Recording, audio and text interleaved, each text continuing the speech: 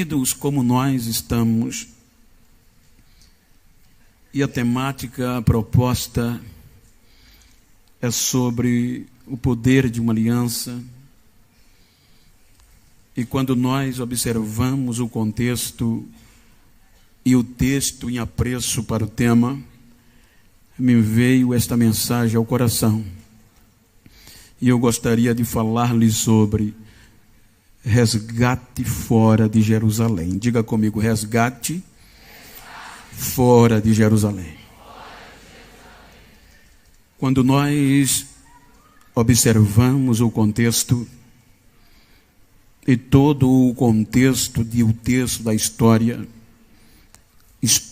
esta voltada para Israel, nós deparamos-nos com um contexto de duas alianças.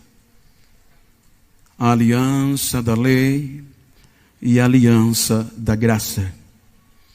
Obviamente que eu não vou ter detalhe, até porque eu mesmo pouco, mas ainda tenho um restinho de juízo, e sabendo dos que me antecederam, falaram sobre este tema, eu não vou querer me arriscar a ter comentário minucioso, mas eu vou falar na nossa linguagem. Quando nós observamos o texto lido e todo o seu contexto, os irmãos observam que todo este enredo, esta história, tem um pacto de comprometimento. Para entendermos melhor, quando nós observamos o capítulo 16 do segundo livro de Samuel, nós deparamos-nos com um momento catastrófico, com um momento tenebroso da vida de Davi. Davi, um homem que ainda jovem fez este pacto, esta aliança de fidelidade com Deus, e por meio ou por ser humano, veio a falhar. E agora, a história registra no capítulo 16 que ele sofre as consequências na própria pele. A Bíblia diz que o seu próprio filho Absalão revoltou-se contra ele, querendo usurpar o direito do trono. Quando a Bíblia fala, e dentre as entrelinhas percebemos que esta foi uma das maiores crises pontuais da vida de Davi, tendo em vista que agora a crise mexeu nas suas entranhas. Salomão conspirou, formou tudo, Absalão conspirou, colocou tudo em evidência, a ponto de que os maiores e boa parte dos melhores guerreiros e até sacerdotes se voltaram ao seu lado. Então a história relata que agora Davi teria que, para salvar a própria vida e preservar a integridade de um filho amado, ele tinha que abdicar do reino de Jerusalém e sair sem rumo. A Bíblia diz que Davi teve que fugir do próprio filho. Contanto que alguns aliados ainda foram fiéis ao rei, à monarquia de Davi, e isso mostra que juntaram todos os seus pertences que puderam assim carregar, e a Bíblia diz que Davi parte de Jerusalém para se esconder de Absalão. O interessante é que a Bíblia fala que Davi substituiu Saul, e queira quer não, havia alguns familiares de Saul que aproveitaram este momento para jogar para fora toda a revolta, toda a mágoa que tinha do presente rei. A Bíblia fala que quando Davi sai em lágrimas na bancarrota, Davi foge de Jerusalém do próprio filho, quando os comentários eram pejorativos. Então diz a Bíblia que quando Davi cruza o ribeiro, quando Davi cruza o rio, então depara-se diante de um homem descendente de Benjamim, obviamente da família de Saul, cujo nome é Simei. Simei, quando percebe o destroço, a catástrofe na vida de Davi, aproveita o momento para amaldiçoar. A Bíblia fala que Simei agora pega pedras na própria mão e começa a tirar sobre Davi e sobre os que iam com ele. E na cultura, isto era um juízo humano de rejeição. Ele joga pedra e coloca palavras a cunho destruidor. Ele gritava, diz a Bíblia: o Senhor deu a paga que você merece. O Senhor está te devolvendo o que fizeste com Saul, usurpando o reino dele. Então a Bíblia vai falando que Simei espragueja Davi com toda sorte de palavras negativas que alguém poderia praguejar o outro. E isso causou furor, causou revolta nos aliados e, sobretudo, sobre um jovem chamado Abisai. Abisai era valente, Abisai era guerreiro e era fiel. A Bíblia diz que quando ele ouve Simei falando tudo o contrário sobre Davi, amaldiçoando, então Abisai vai para Davi e diz: queres que eu lance a cabeça dele fora por ser guerreiro? Aí Davi, com toda a convicção da aliança que fez com Deus, sabendo que nada estava perdido, olhou para Abisai e diz: que tenho eu contigo, ó filho de Zeruia? Se o meu próprio filho quer tirar a minha vida e tomar o reino, quanto mais este que é descendente de Saul. Não faça isso, porque eu sei que o meu Deus transformará a maldição em bênção ao meu favor. Isto é comprometimento e convicção da aliança. Então a Bíblia diz que Simei não perde a oportunidade.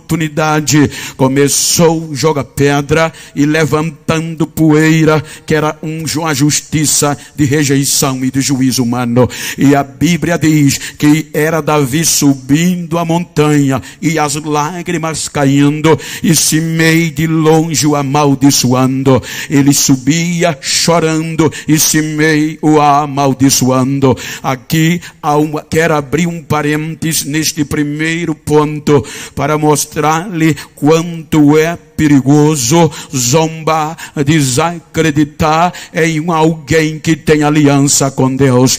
Você pode até pensar que tudo é o fim, mas o Deus que a gente serve, Ele é fiel com quem Ele fez o pacto e o acordo de fidelidade. Ou seja, é perigoso questionar, é perigoso de tratar alguém que tem aliança com Deus em tempo de crise, porque você pode ver ele chorando a bancarrota, mas daqui a pouco Deus pode mudar o quadro e você vê ele voltando para o lugar que ele estava. É por isso que eu costumo dizer que eu tenho medo de falar, de tocar e falar mal em quem tem aliança com Deus, porque um dia você pode ver na lama lá embaixo, nas lágrimas, mas de um dia para o outro Deus pode girar a roda e quem está embaixo daqui a pouco está em cima dando glória a Deus.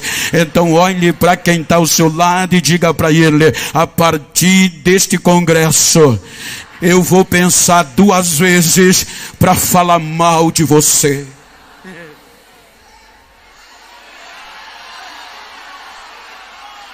Guarde isso.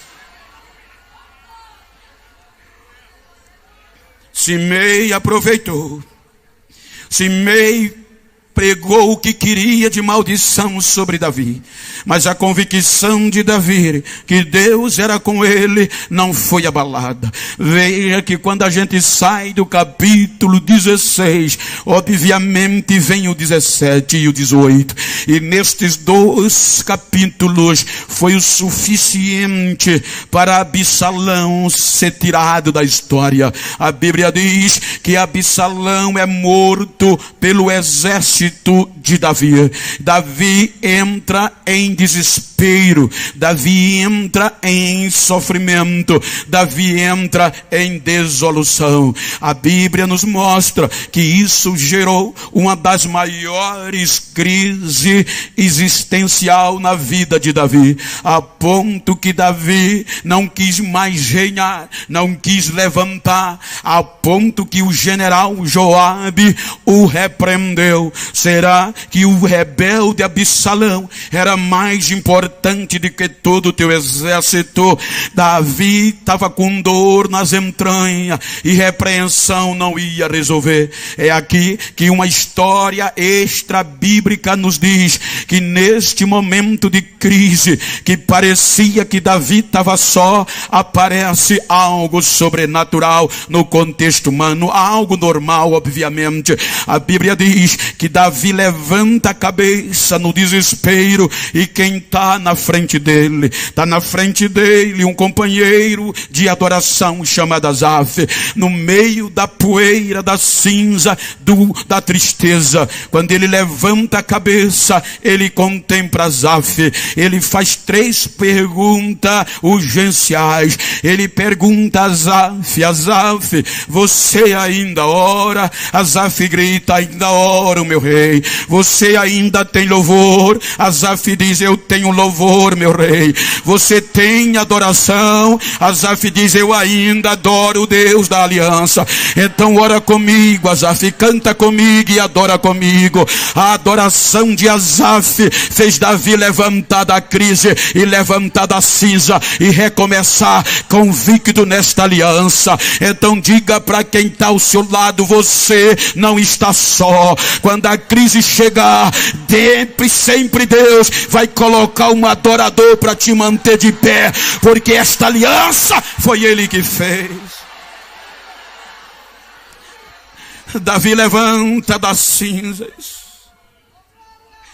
Quando Davi levanta das cinzas, a Bíblia diz que agora ele manda mensageiros a Abner, ao exército de Jerusalém, propondo voltar para Jerusalém e se tornar rei de todo o Israel.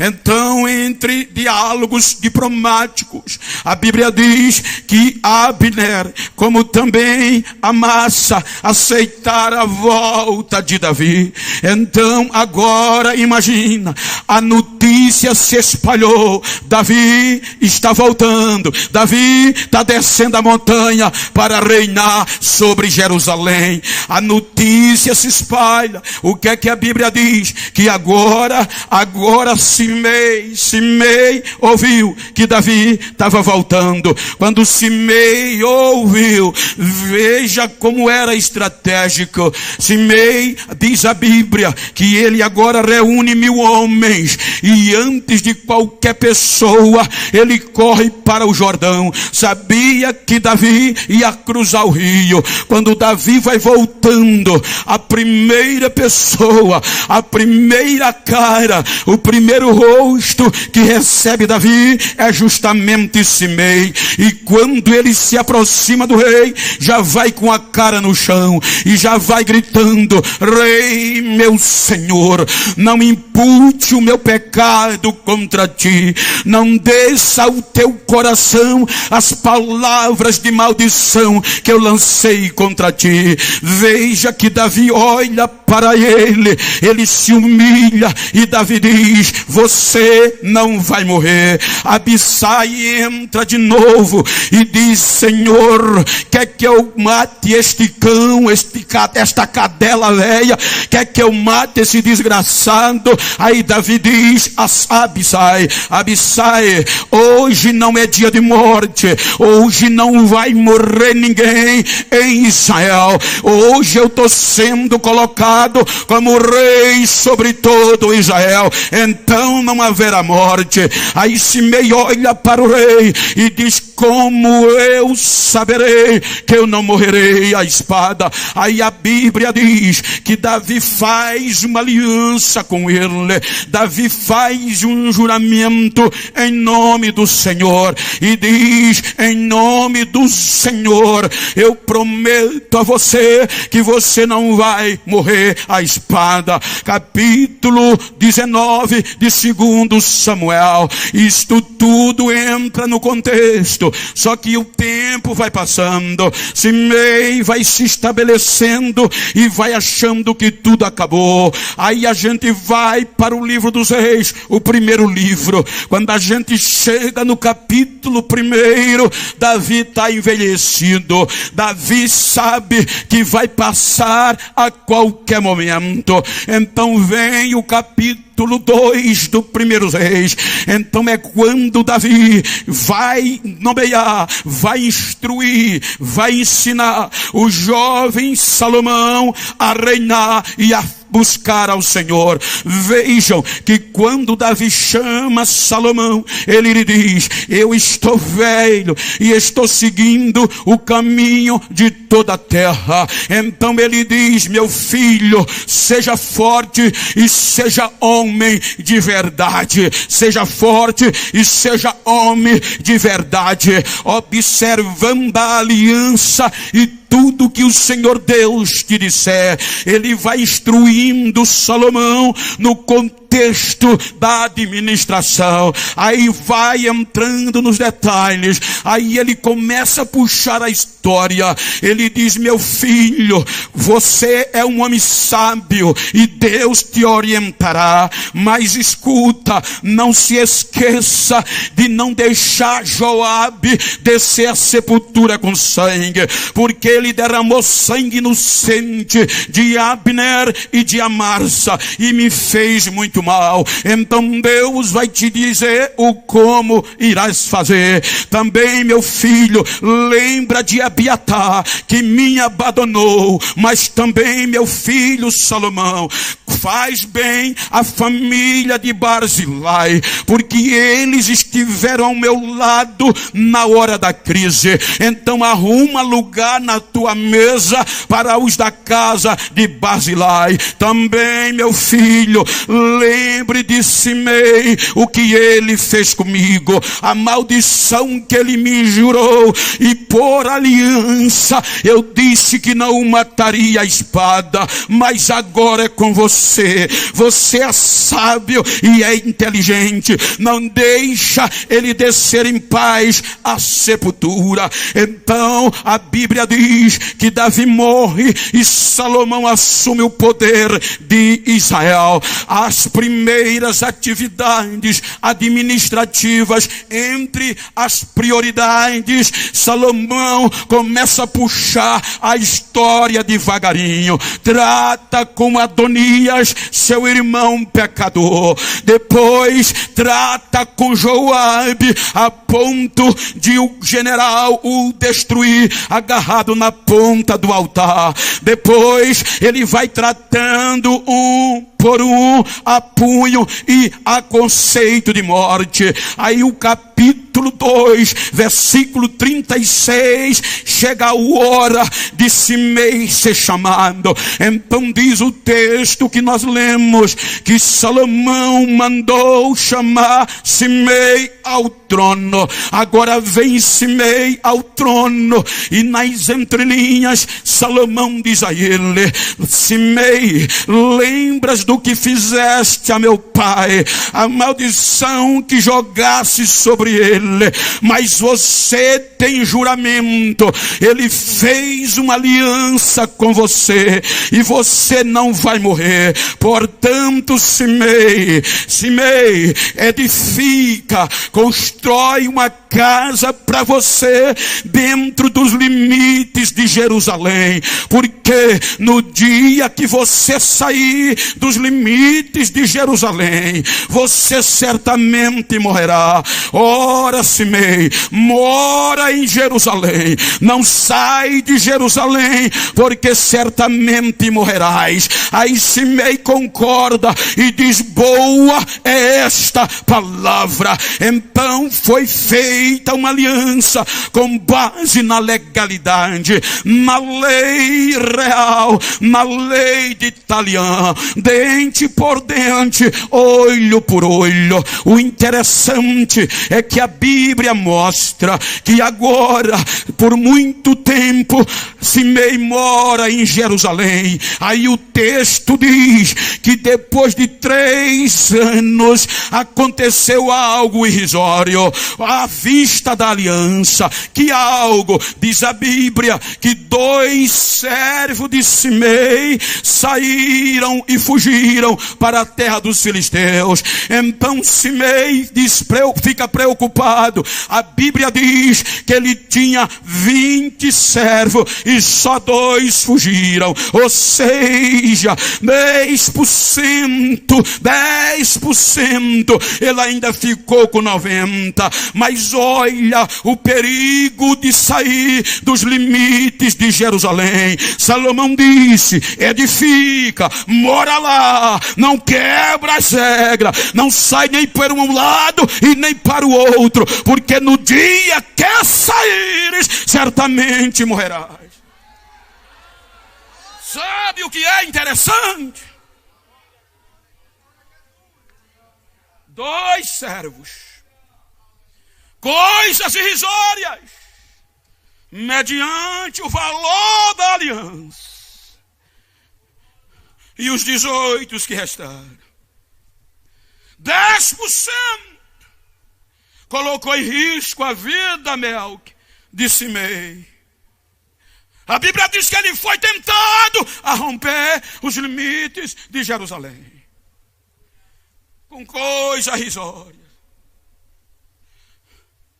Porque às vezes nós somos tentados a isso. Veja que o tema proposto, o contexto, fala disso. Pecamos contra o Senhor nosso Deus.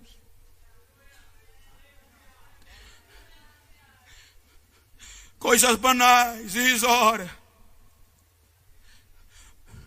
que tem levado muita gente a romper os limites de Jerusalém. 2 escravos atraíram Simei. Porque muitas vezes nós estamos num contexto normal, referência, que somos atraídos por tantas coisas que parecem boas lá fora.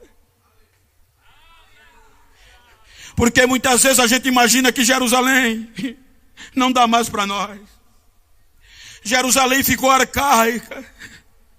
Muitas vezes a gente acha que Jerusalém não dá mais para nós por coisas banais lá fora e se esquecemos da aliança que foi feita. Jerusalém pode não ter o que você quer. Jerusalém pode não ter o que você gosta. Diga para quem está ao seu lado: Jerusalém pode não ter o que você quer, pode não ter o que você gosta, mas tem o que você precisa para sobreviver.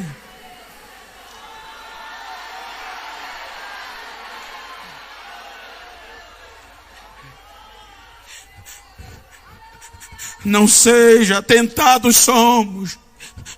Mas Paulo disse que as coisas que está reservada para os que estão em Jerusalém, para os que permanecem em Jerusalém. Ora, bem verdade que eu estou no contexto. Ele diz que o que está reservado para nós não dá nem para imaginar, nem os olhos, nem o coração, não dá nem para entender o que tem para nós reservado. Então não vale a pena sair do limite de Jerusalém.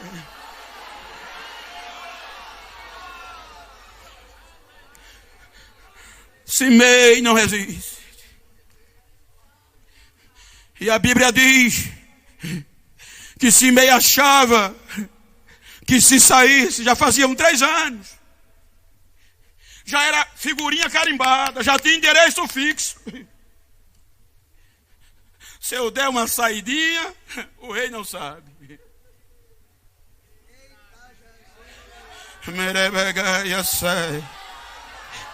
Isso aqui não depende de tempo de crente, de tempo de crachá, de tempo de gravata. Isso aqui é aliança. Isso aqui é comprometimento.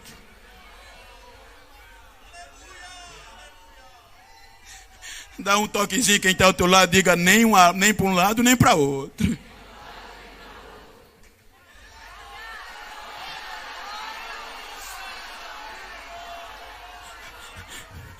Simei esqueceu. 2 servos, ele tinha 20. O que era 2? Até os 20 poderia ir. Mas eu tenho ordem de não sair. Eu tenho aliança.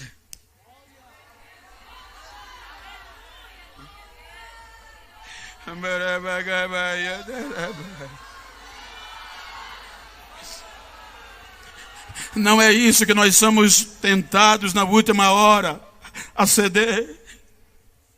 Porque nós estamos vivendo o tempo que estão nos ensinando que o que vale agora é glamour.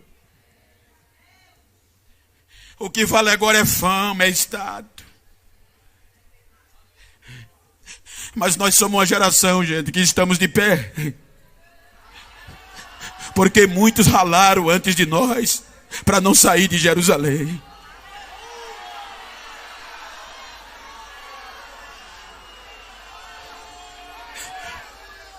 Eu já disse isso, eu conto só por testemunho, que eu achei interessante, e é meu amigo, nada pejorativo.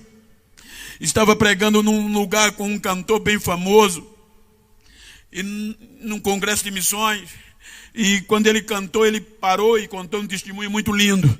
Ele disse: chegaram 30 pares de sapatos na minha casa, de uma marca muito famosa,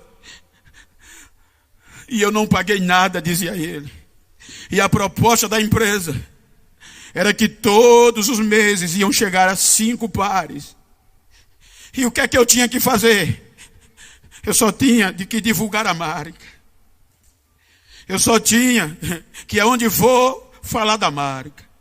Porque descobriram, dizia ele, que eu tenho muitas visualizações no YouTube. Não é isso que estão querendo fazer da nossa juventude hoje? Artistas.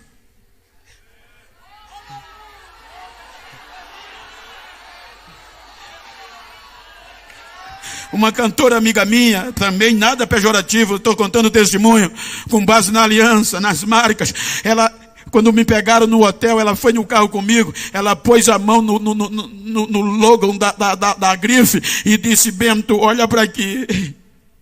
Eu disse: isso é muito caro. Ela disse: eu não pago nada. Todo mês chega um conjuntinho para mim. Mas o que é que tu faz? Só é para mim usar, para apresentar as marcas. Ou seja, estão nos ensinando que lá fora está tendo rentabilidade. Quando descobre que um cristão sobressaiu, que Deus tem aliança com o crente e está sacudindo ele, os interesseiros vêm, a mídia bate: não, isso vai dar lucro, vamos tirar lucro. Ou seja, não podemos esquecer desta aliança. Jerusalém, eu volto a dizer, pode não ter essas coisas, mas tem o que a gente precisa para chegar na glória. Por quê, pastor? Porque nós somos fruto de uma geração que nem sapato tinha para calçar, andava com a havaianinha com a metade cortada, um preguinho de baixo, uma camisinha foto mundo. Às vezes o terno era uma semana toda, mas a única marca que eles propagavam e carregavam com orgulho era dizer: eu trago no meu corpo as marcas do Senhor Jesus. Quem tem essa marca? Quem tem essa marca? Só quem tem aliança, só quem tem aliança com ele carrega esta marca. Quem tem, diga para comigo bem alto: eu não saio de Jerusalém.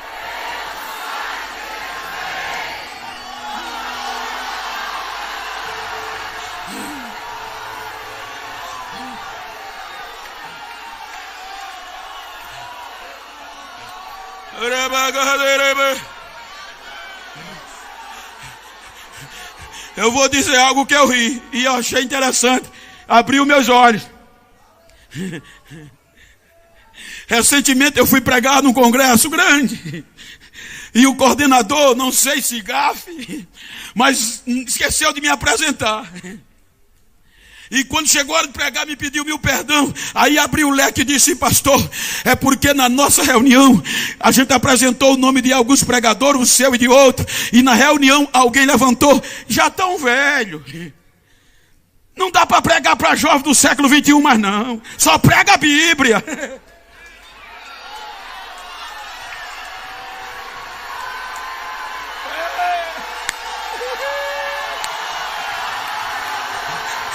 Isso aqui não é lugar para famoso. Isso aqui não é lugar para glamour. Isso aqui é lugar para glória. É para quem tem aliança. É para quem vive em Jerusalém.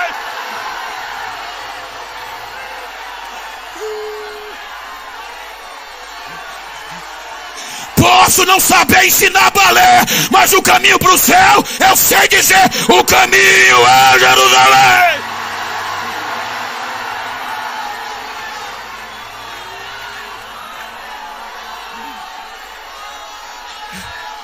Dá um toque quem está ao teu lado e vai cruzar o ribeiro.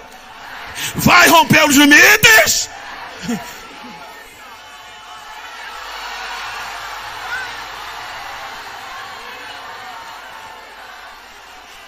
Simei cruzou o ribeiro. Ninguém viu. A Bíblia diz que ele foi, resgatou os servos e voltou para Jerusalém. Ninguém viu.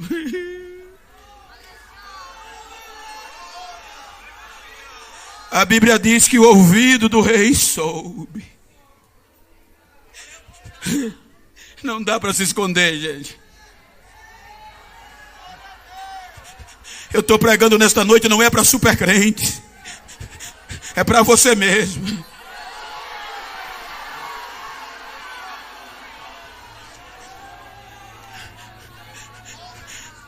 A notícia chegou no ouvido do rei. E o rei manda chamar Simei. Ele diz: Simei, qual era a minha aliança contigo? Não eras para ficar em Jerusalém? Eu não te disse que no dia que tu cruzasse de um lado ao outro, morrerias?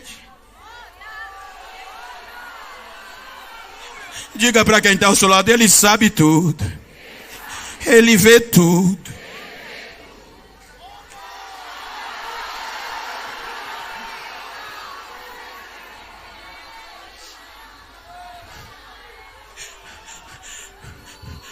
Deu ordem ao general. O general deu sobre Simei. E a história de Simei acabou aqui. Acabou a história de Simei. Simei não teve direito a resgate.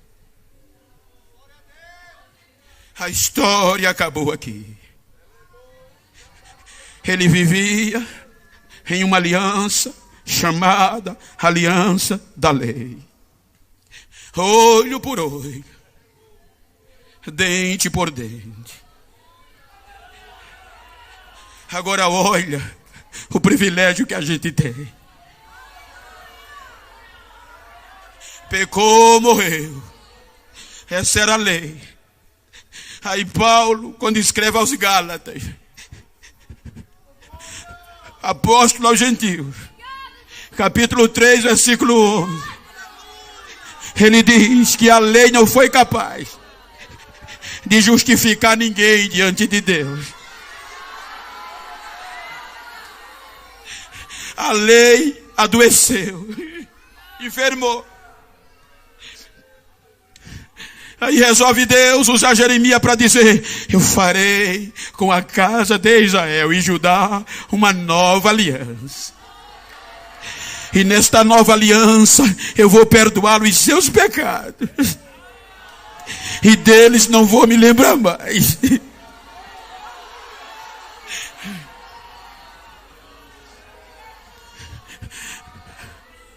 Aí Paulo escreve no capítulo 4 aos Gálatas.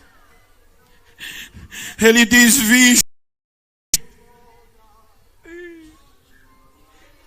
visto que todos estavam sob a lei, vindo à plenitude dos tempos, Deus enviou seu Filho, nascido de mulher, sob a lei, para resgatar todos que viviam debaixo da lei. Quando Paulo escreve aos Coríntios, só os gentios, capítulo 15, versículo 56, quando ele fala da vitória de Cristo, ele diz que a força, ou seja, o aguilhão da morte era o pecado, e a força do pecado era a lei. Aí ele diz: mas graças a Deus por Jesus Cristo, que nos deu vitória. Aonde está a morte, o teu aguilhão? Aonde está inferno, a tua vitória? Graças a Deus por Jesus Cristo.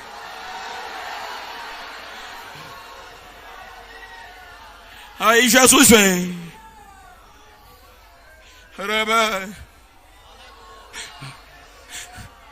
Jesus vem.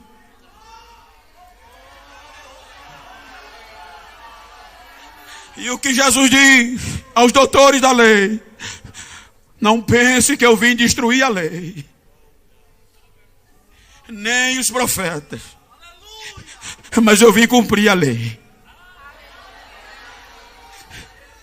para resgatar todos que estão debaixo da lei.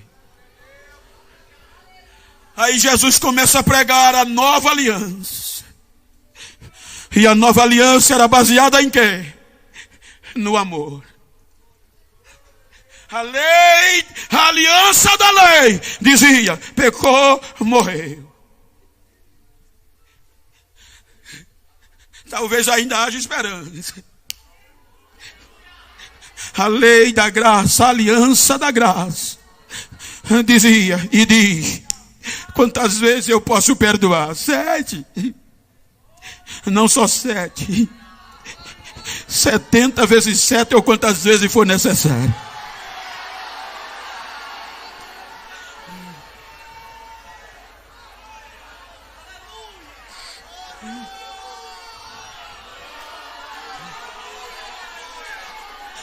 Os ensinadores da lei, da aliança da lei, não entrava em casa de gentio. Pedro, no capítulo 10 de Atos, quando Cornélio mandou chamar, uma recepção maravilhosa, Pedro jogou na cara: vocês sabem que segundo a nossa lei, a gente não pode se associar aos gentios, muito menos visitá-los. Aí Deus diz: não chame imundo que eu purifiquei. Aí chegamos no capítulo 10 de Lucas. Aí no meado do capítulo, olha o que é que a Bíblia diz: que um certo doutor da lei,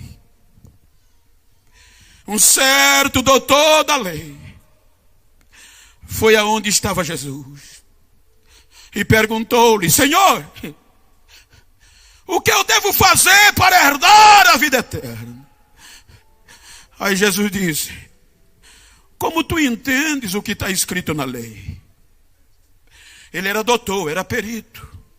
Ele disse: amar o Senhor teu Deus sobre todas as coisas, de todo o teu coração, de todo o teu entendimento, e ao teu próximo como a ti mesmo. Aí Jesus olha para ele e diz: respondeste bem. Aí a Bíblia diz: para experimentar, Jesus, para experimentar. Veja que ele sabia, foi para experimentar. Quem é o meu próximo? Aí na aliança da lei, era Zé Fininha ali, que nem diz a história. Eles acabavam com a história de qualquer um, gente. Lembra no capítulo 8 do Evangelho segundo escreveu João? Quando Jesus desceu do monte, quem trouxe aquela mulher adúltera não foi Ureia, não. Foi a cúpula só top da lei. Peritos. Senhor, esta mulher foi pega em flagrante. Não precisa testemunha, porque foi em flagrante. E a lei de Moisés diz que tem que apedrejá-la. O que dizes? O silêncio de Jesus disse tudo. Diga para quem está ao seu lado, na hora da prova, na hora que queira acabar a tua história, o silêncio é a maior arma. O teu silêncio deixa o inimigo doido. Quando eles disseram isso, Jesus silencia, não diz nada, abaixa e em silêncio faz que não estava entendendo. Aí a Bíblia diz, como ele insistia, o silêncio de Jesus deixou-los doidos. Como eles insistiam, Jesus levantou e disse, dentre vós, quem não tiver pecado, atira a primeira pedra. Vazaram todos. Aí o doutor da lei se fazendo de besta, quem é o meu próximo? Olha o que é que Jesus diz, gente. Certa vez, descia um homem de Jerusalém para Jericó. Esse homem saiu de Jerusalém. Olha o perigo lá fora, gente. Em Jerusalém você está seguro. Aí o texto continua. Este homem descia de Jerusalém, saiu de Jerusalém, desceu para Jericó. E ele foi apanhado pelos salteadores. O ladrão vem para matar, para roubar e para destruir, mas só para quem sai de Jerusalém. Então ele caiu nas mãos dos salteadores. Roubaram o que ele tinha, saquearam, bateram nele, espancaram, jogaram-lhe no chão, meio morto. A palavra meio morto, no contexto normal, no meu entendimento, já que não tem socorro, vai morrer aqui. Aí Jesus diz, olha o texto, ocasionalmente, ou seja, esporadicamente, não era normal, não era comum sacerdote sair de Jerusalém. Ele diz, ocasionalmente, descia pelo mesmo caminho um sacerdote. Na mesma situação, saiu dos limites de Jerusalém. Ou seja, ele rompeu os limites e descia. Ocasionalmente, ele desceu. Passou de largo, porque estava na mesma caminho, na mesma rota, na mesma bancarrota, fora de Jerusalém. E descendo para Jericó.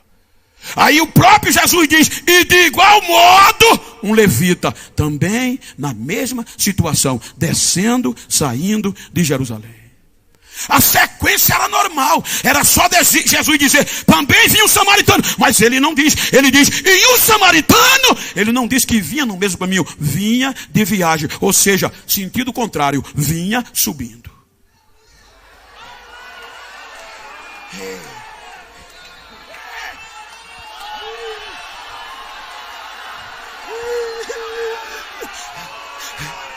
Pergunta para quem está ao teu lado, está descendo ou está subindo?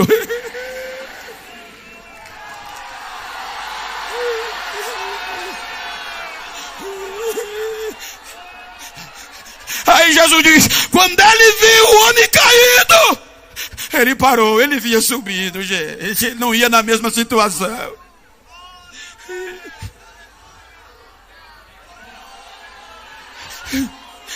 Diga para quem está ao seu lado, quando alguém não te ajudar, quando alguém te desprezar, esquenta não, Ele vai na mesma situação, mas não vai demorar muito.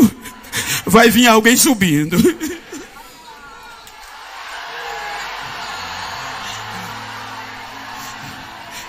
Ele parou, desceu da sua montaria. Os ladrões pensaram que o homem tinha morrido. Untou-lhes as feridas com azeite.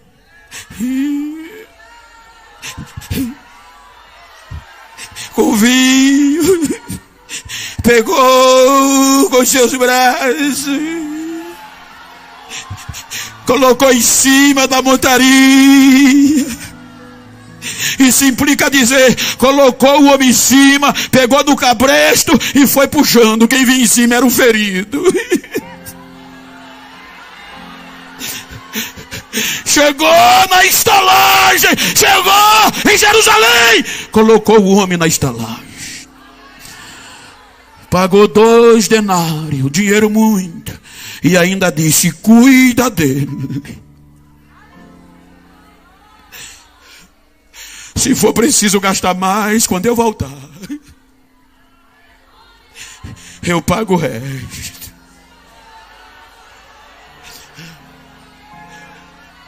Você lembra que eu disse que eu não estou pregando para supercrente? Simei não foi resgatado pelo contexto da lei.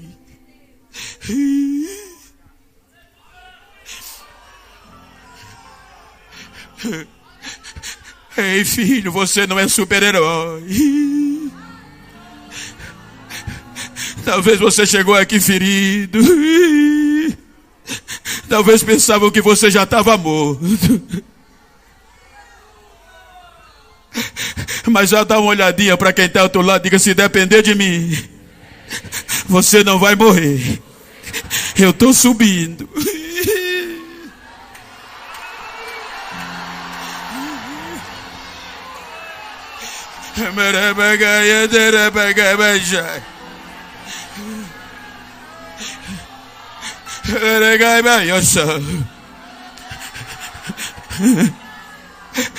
A lei, no tempo da lei, a aliança da lei. Simei morreu. Veja que na mesma lei é o que Esdras diz, pecamos contra o Senhor.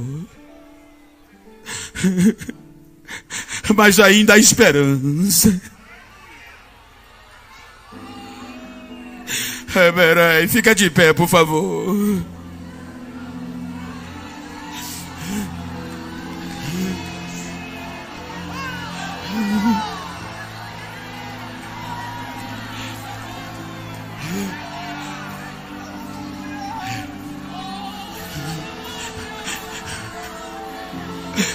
Se você puder, me permita, pastor, para contextualizar.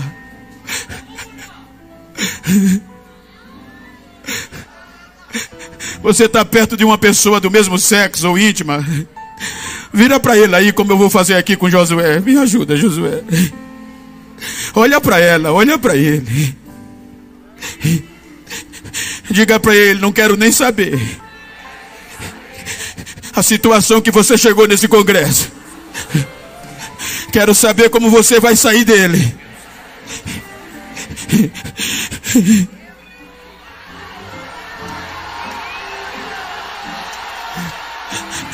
Diga para ele, eu fiz uma aliança com Deus. Me faz um favor, se depois desse congresso tu encontrar alguém perdido por aí, que me bateu, que me humilhou, que pensou que eu tinha morrido, dá um recado a ele. Esqueceu de verificar meu pulso.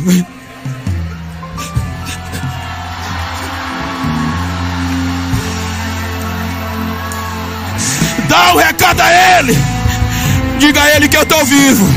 Eu estou vivo e estou voltando para Jerusalém. Eu estou vivo e estou subindo para Jerusalém. Eu estou vivo, mas fui resgatado. Estou voltando. Abraça ele, chora com ele.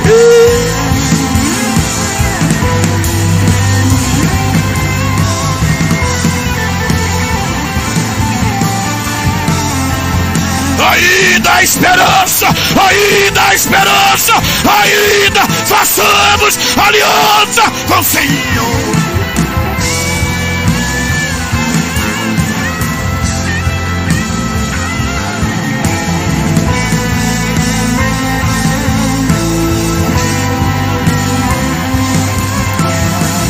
Adore, adore, adore. Ai, ainda há esperança, ainda a tua história não acabou. É noite de resgate, é noite de resgate. Deus está resgatando você.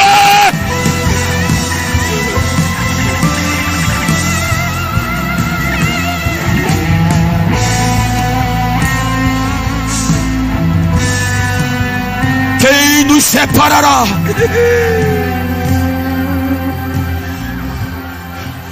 A cantora vai louvar daqui, eu vou entregar o microfone.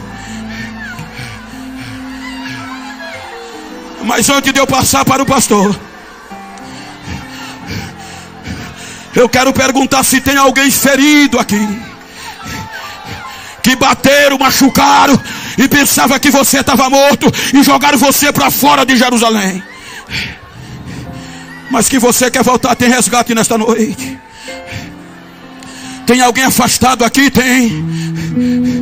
Entre nós tem alguém afastado da igreja. Tem alguém afastado de Jesus. Está afastado, filho.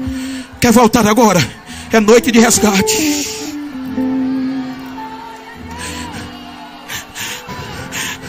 A aliança do sangue resgata fora de Jerusalém. A lei, a aliança da lei não tinha esse poder, porque ela não justificava ninguém diante de Deus. Mas a aliança da graça, a aliança do sangue tem poder de nos justificar. Não há outro caminho, não há outra instância maior. Agora ele entrou de uma vez por toda, de uma vez por toda, de uma vez por toda, de uma vez por toda. Agora eu posso ser justificado.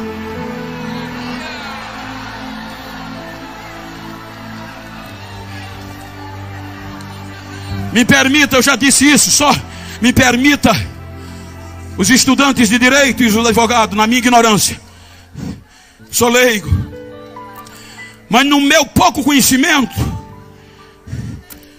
o Código Civil brasileiro, sem citar outras democracias, ele diz que ninguém pode ser julgado duas vezes pelo mesmo crime. Se você cometeu um erro, foi julgado, o veredito foi dado, você cumpriu, o juiz julgou, mesmo que depois você confesse inocente, mesmo depois, se você confessa, não pode ser mais julgado, porque já foi julgado. Então, no julgamento nosso, na lei da graça, o juiz bateu o martelo, condenado, e Jesus entrou para nós nos inocentar. Quando ele pagou a sentença, aí Paulo diz aos romanos: portanto agora, nenhuma condenação a mais para os que estão em Cristo Jesus, que não anda segundo a carne, mas segundo o Espírito. Ou seja, você pode até dizer: eu pequei, eu caí, eu estava fora de Jerusalém. Aí o diabo diz: vai morrer. Mas não, porque eu estou voltando para Jerusalém. Não posso ser mais julgado, porque já fui na cruz e já fui inocentado. Tem alguém para Jesus? Tem alguém para Jesus? Tem alguém para Jesus? Dai-me um sinal se tem alguém perto de você afastado.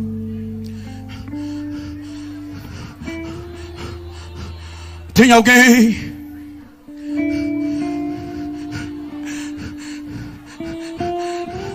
Tem alguém sangrando fora de Jerusalém? Tem alguém aos pedaços fora de Jerusalém? A aliança vai buscar.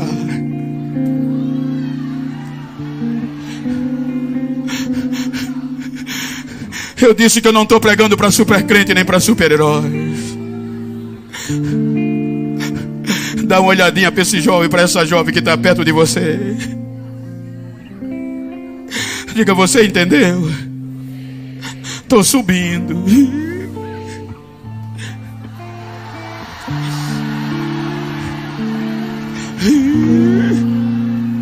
Não vou deixar você fora de Jerusalém.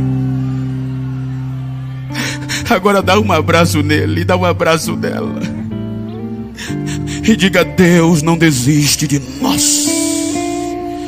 Quem nos separará do amor de Deus que está em Cristo Jesus? Portanto, façamos aliança com o Senhor,